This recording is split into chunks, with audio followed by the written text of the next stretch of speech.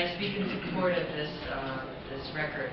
When the state implemented tax cuts and then sought to eliminate revenue sharing to pay for those tax cuts, I want to be clear that on behalf of the Woolwich Select Board, we don't see this as a tax cut, we see it as a tax shift to local taxpayers.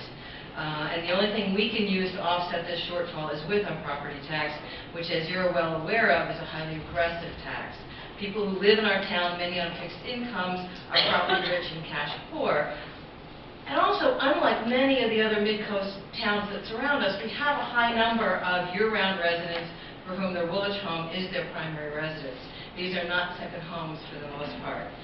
The point is, people have to pay property taxes. With other taxes, there's often a choice, like sales tax, for instance.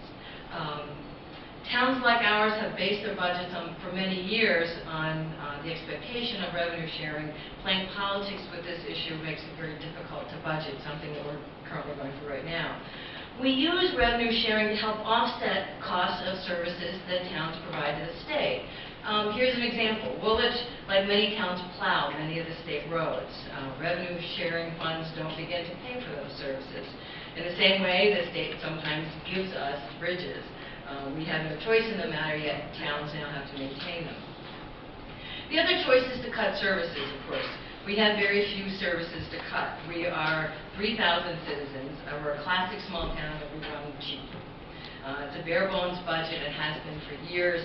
We have the same number of employees, 3, that we've had for years. We contract out our road services, plowing, trash, emergency services. We have mutual aid with our fire and EMS with neighboring towns. We contribute to a regional library.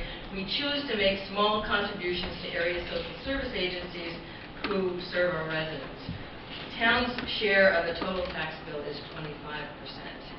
Our tax increase this year was $1 million. A large percentage of this was the result of a new cost-sharing plan for the RSU, but the loss of revenue-sharing funds didn't help. And lastly, I'd say to call revenue sharing municipal welfare is disingenuous. First, it's state law.